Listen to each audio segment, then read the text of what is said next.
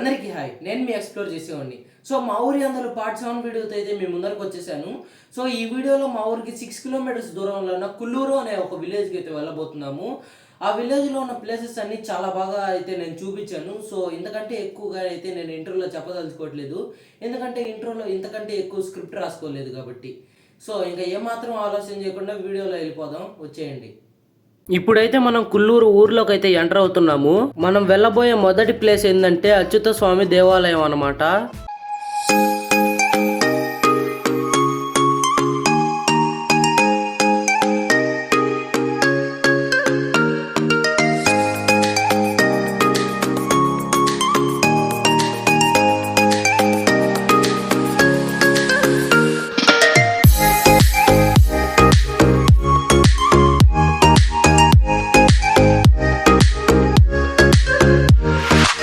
ఇదైతే ఒక పాత గుడి అనమాట. దీన్ని అయితే శ్రీకృష్ణ దేవరాయల తమ్ముడైన అచ్యుతరాయలు అయితే కట్టించారు.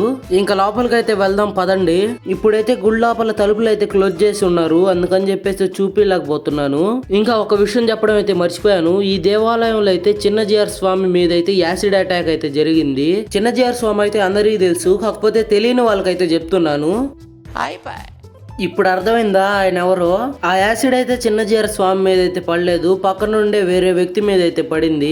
అటాక్ జరగడానికి కారణం ఏంటంటే ఒక 20-25 ఏళ్ల క్రితం అయితే ఈ దేవాలయాన్ని ఒక ఆవిడ ఇంకా ఒక వ్యక్తి అయితే మెయింటైన్ చేసేవారు. ఇదైతే ఒక పాత దేవాలయం కావడంతో చిన్నజీఆర్ స్వామి అయితే దీన్ని టీటీడీలో అయితే కలిపేశారు. ఇప్పుడు మెయింటెనెన్స్ అయితే టీటీడీకి వెళ్ళిపోవడంతో ఆమె అయితే మనస్తాపానికి గురయ్యి ఆయన మీద అయితే దాడి చేసింది. ఇది అటాక్ జరగడానికి కారణం. అయితే ఒకసారి ఆర్కిటెక్చర్ చూడండి, 1000 సంవత్సరాల పురాతనమైన గుడి ఇది. ఈ దేవాలయంలో అయితే ఇంతకు ముందు అయితే దొంగలు పడ్డారు. అప్పటి నుంచి అయితే ఈ దేవాలయంలో అయితే సీసీటీవీ కెమెరాలు అయితే అమర్చారు. సో ఈ గుడి గురించి అయితే నాకు తెలిసిందైతే చెప్పాను. మీకేమన్నా తెలిసేది కింద అయితే కామెంట్ సెక్షన్ లో అయితే కామెంట్ చేయండి.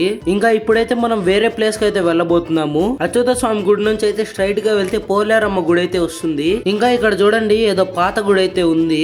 సో ఇదే పోలేరమ్మ గుడి. ఇక్కడైతే గుడి లోపల నుంచి అయితే చెట్టు వెళ్తుంది. ఇంకా చెట్టు పక్కన అయితే స్లాబ్ వేసేసారు. ఇదైతే నాకు కొంచెం యూనిక్ గా అయితే అనిపించింది. ఈ గుడిని అయితే రీసెంట్ గానే రీమోడల్ చేశారు. మీరు నమ్ముతారో లేదో, బయట ఎంత ఎండగా ఉన్నా గానీ ఇక్కడైతే చల్లగానే ఉంటుంది. ఇక్కడ ఆదివారం అయితే పొంగళ్ళు పెడతారు.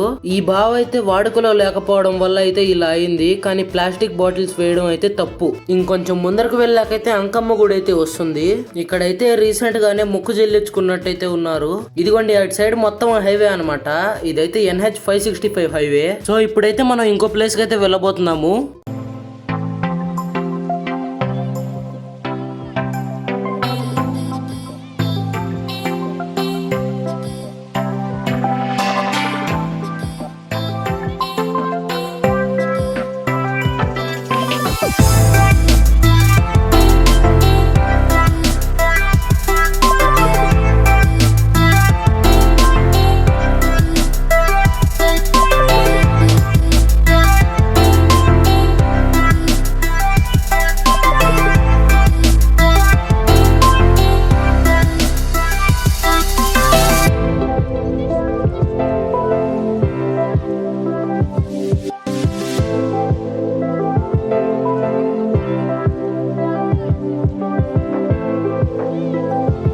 ఇక్కడ రోడ్డు అయితే కొంచెం బాగుండదు, మొత్తం మట్టి రోడ్డు అన్నమాట ఇది.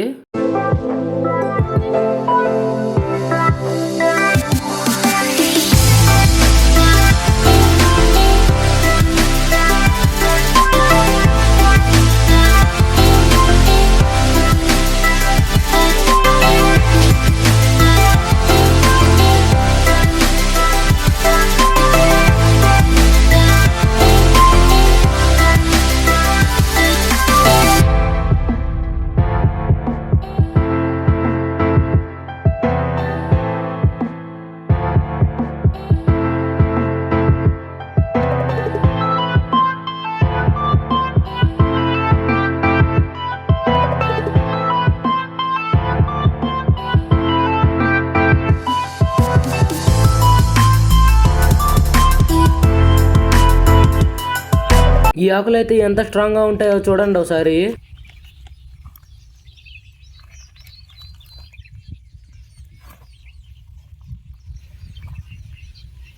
ఇదిగోండి శివాలయం అయితే. ఈ గుడి అయితే చోళాల కాలం నుంచి ఉంది. కాకపోతే కుల్లూరు చెందిన ఒక ఆయన అయితే దీన్ని రెనోవేట్ చేపించారు.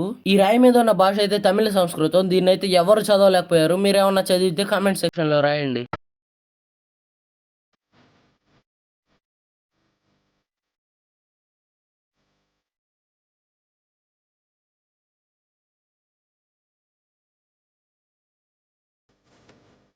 ఇక్కడ ఇంతకు ముందైతే బంతిపూల చెట్లు అయితే చాలా ఉండేవి. కానీ ఇప్పుడైతే లేవు.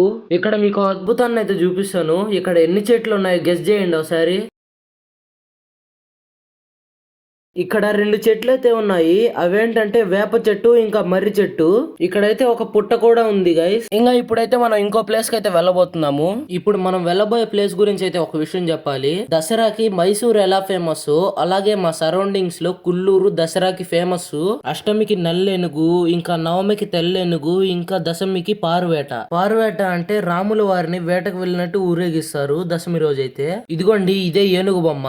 నల్లేనుగు తెల్లేనుగు అంటే ఈ ఏనుగు అన్నమాట. వేరే బొమ్మ అయితే లేదు. కాకపోతే పైన క్లాత్ అయితే మార్చి డెకరేషన్ చేస్తారు. ఇంతకు ముందు రోజుల్లో అయితే డాన్స్ ప్రోగ్రామ్ అయితే జరిగేది. ఇంకా కత్తి సాము కూడా చేసేవారు ఊరేగింపులు అయితే. కానీ ఇప్పుడైతే మరీ అంతగా చేయడం లేదు. ఇప్పుడు మీరు చూస్తున్నారు కదా, ఇదైతే చెన్నకేశవ స్వామి గుడి అనమాట. దీన్ని అయితే ఒక 10 years బ్యాక్ అయితే కట్టించారు. ఇంతకు ముందు అయితే లేదు. ఇంకా చెన్నకేశవ స్వామి గుడి ఎదురుగా ఇదైతే ఉంటుంది. ఇదైతే చాలా సంవత్సరాల ముందు ఒక స్కూల్ అంట, కొద్ది రోజుల వరకు అయితే.